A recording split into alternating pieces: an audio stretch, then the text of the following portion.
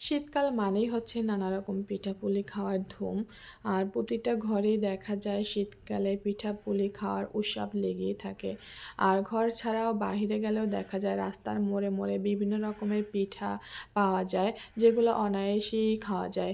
এই পিঠাগুলো কিন্তু সারা বছর পাওয়া যায় না, অনলি শীতকালেই এই পিঠাগুলো পাওয়া যায় রাস্তার মোড়ে, মোড়ে।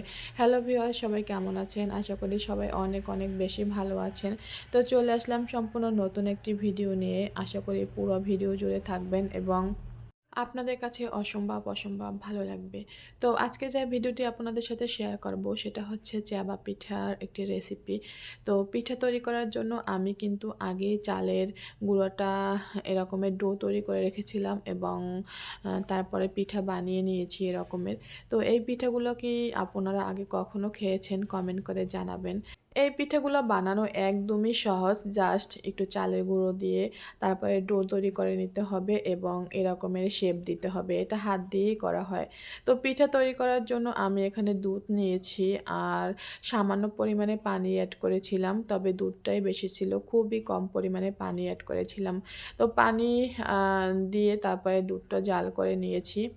একটু নেড়েচেড়ে নিতে হবে। এই পিঠা আপনারা আগে কখনো ট্রাই করেছেন কিনা কমেন্ট করে কিন্তু অবশ্যই জানাবেন। আর যদি ট্রাই না করে থাকেন তাও কিন্তু জানাবেন।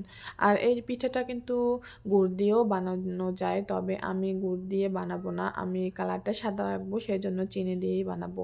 তো পিঠা তৈরি করার জন্য আমি নারিকেল দেবো দুধের ভিতরে। আর এই নারিকেলটা ছিল ফ্রিজে রাখা, সেজন্য হাত দিয়ে একটু দলা পাকানো ছিল, ভেঙে নিচ্ছি। তো এখন এটা দুধের ভিতরে দিয়ে দিচ্ছি। আর দুধের ভিতরে নারিকেল দিলে পিঠাটা কিন্তু অনেক, অনেক ভালো লাগে। খেতে অসম্ভব মজা হয়ে থাকে। আপনারা কিন্তু অবশ্যই নারিকেল অ্যাড করবেন। নারিকেল অ্যাড করলে আরও বেশি ভালো লাগে। তো নারিকেল অ্যাড করার পরে আমি একটু নেড়েচেড়ে নিচ্ছি। এই পিঠাটা কিন্তু অনেক, অনেক মজার হয়ে থাকে, বারে, বারে বলছি। কারণ এগুলো হচ্ছে আপনারা না ট্রাই করলে কখনোই বুঝতে পারবেন না এটা কতটা মজার হয়ে থাকে। আর দেখতেও কিন্তু খুবই, খুবই লোভনীয় হয়ে থাকে। তো এই পর্যায়ে দিয়ে দিচ্ছি সামান্য পরিমাণে লবণ। লবণটা আপনারা আপনাদের স্বাদ মতো দিবেন। তো দেখেন কত সুন্দর কালার এসেছে। তো এই পর্যায়ে আমি পিঠাগুলো দিয়ে দিচ্ছি একেবারে আস্তে, আস্তে করে।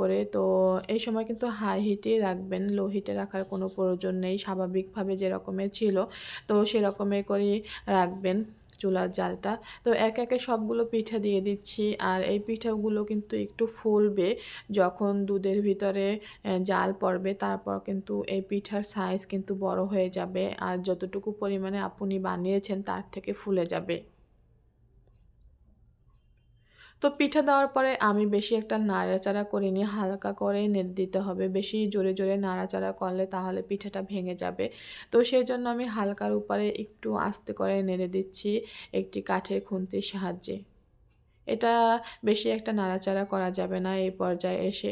তো এখন আমি ঢাকনা দিয়ে বেশ কিছুক্ষণ জাল করে রেখেছিলাম ১০ মিনিটের মতো। তো জাল করার পরে এই অবস্থা হয়েছে। আর এই পিঠাটা দেখা যায় সারা রাত্র যদি রেখে দেন তাহলে অনেকটা ঝোলই টেনে যাবে। তো এই পর্যায়ে আমি স্বাদ অনুযায়ী চিনি দিয়ে দিয়েছি।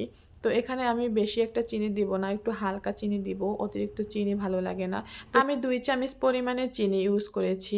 ভিডিওটি ভালো লাগলে অবশ্যই লাইক, কমেন্ট এবং শেয়ার করে দিবেন। আপনি যদি আমার ইউটিউব চ্যানেল থেকে আমার ভিডিওটি দেখে থাকেন তাহলে চ্যানেলটি অবশ্যই সাবস্ক্রাইব করে দিবেন। আর ফেসবুক থেকে দেখে থাকলে অবশ্যই ফলো দিবেন এবং লাইক, কমেন্ট, শেয়ার করে পাশে থাকবেন। আর ভিডিওটি কেমন হয়েছে সেটাও কিন্তু কমেন্ট করে জানাতে ভুলবেন না, অবশ্যই জানাবেন। তো দেখেন এখনই উপর থেকে একটি হালকা রকমের সর এসে গেছে। আর আমি যেটা স্কিপ করে গেছি, এখানে আমি মিক্স করেছিলাম পাউডার দুধ।